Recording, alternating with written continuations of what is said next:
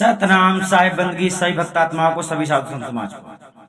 ये वाणी बहुत ही सुंदर है और बहुत ही गहरी सच्चाई इसमें सदगुरु कबीर साहब ने इस वाणी में बताया है, जिसमें बहुत सारे ऋषि मुनियों का भी नाम आया है।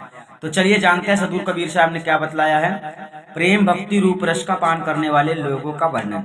ध्यान रखना, यहाँ पर प्रेम भक्ति का मतलब होता है जो प्रेम में भक्ति करते हैं। अब प्रेम की बात ये हो जाती है कि देखो प्रेम किसी से भी हो सकता है, ठीक है।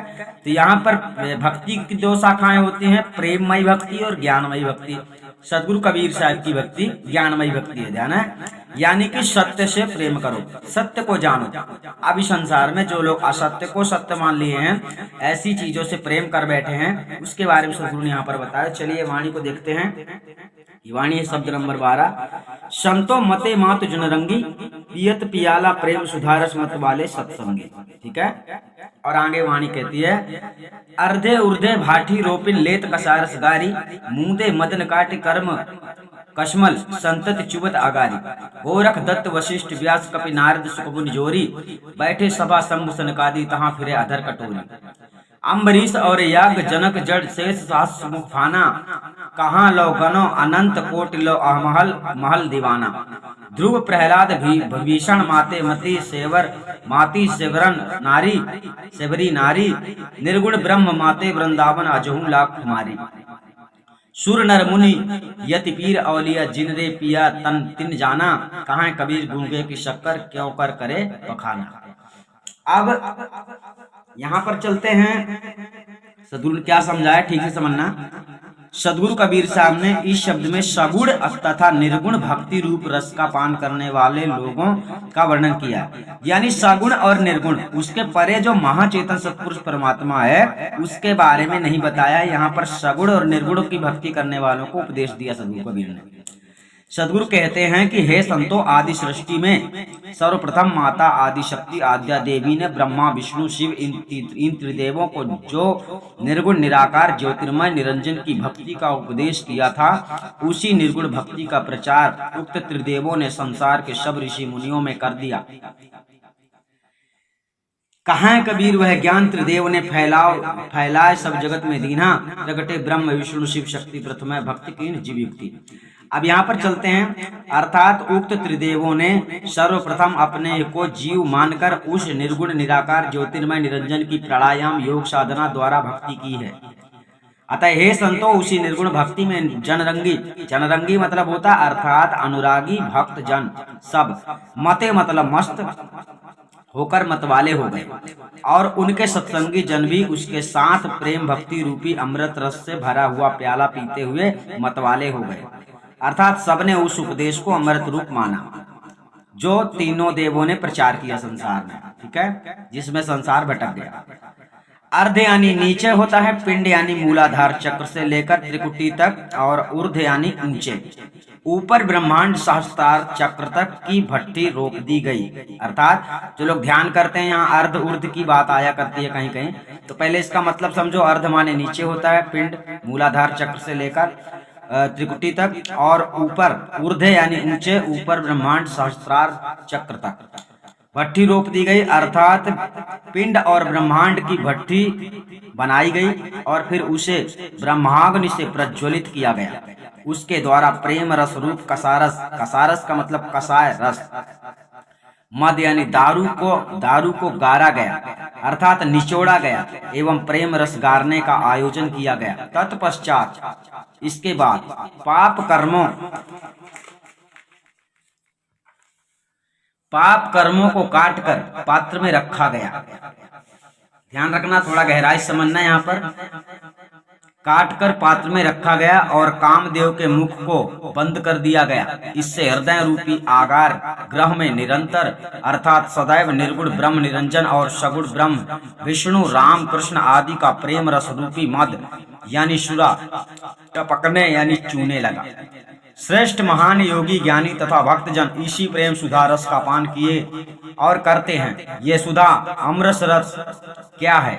सो कहते हैं कि मूंदे मदन अर्थात कामदेव वीर के नीचे गिरने के मार्ग को मूंद दिया अर्थात रोक दिया। तब प्राणायाम योग के साधन अभ्यास की गर्मी से मज्जा का रस पिघल पिघल कर तालू पर सर्वदा चूने लगता है।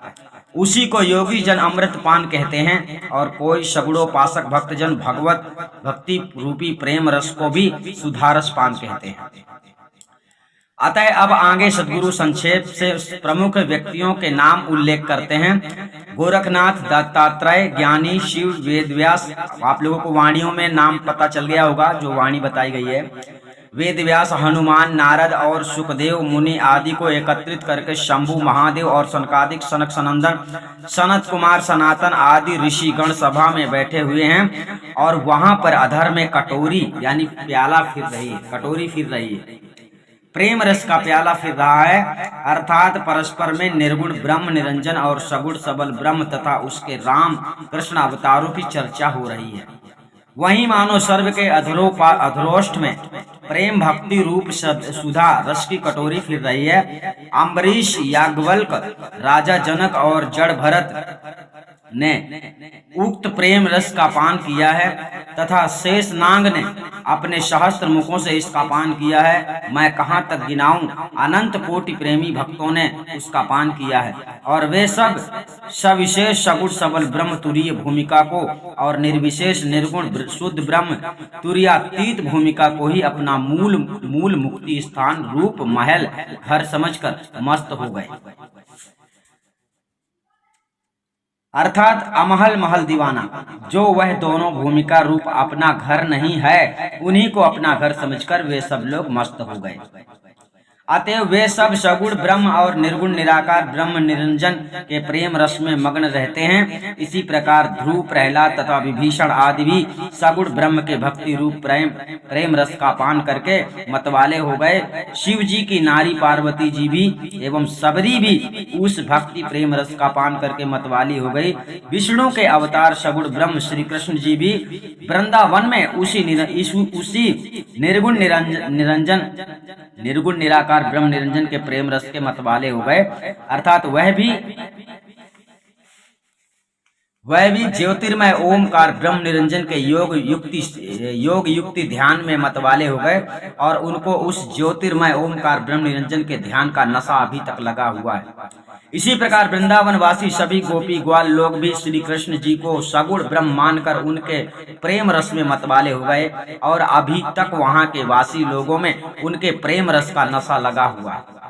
सदगुरु कबीर साहब अब सगुण ब्रह्म मतवादी गुरु लोगों के भाव का और निर्गुण निराकार ब्रह्म मतवादी गुरु लोगों के भाव का वर्णन करते हैं कि उक्त मतवादी गुरु लोग कहते हैं कि देवता, मनुष्य, ऋषि, मुनि, यति, तपस्वी और पीर औलिया आदि जिसने उस सगुण ब्रह्म तथा निर्गुण के भक्ति प्रेम रस का पान किया है, वही इसके मर्म को जानता है। उसका आनंद गूंगे के द्वारा खाई गई शक्कर के समान है, जिसका वर्णन कैसे हो सकता है।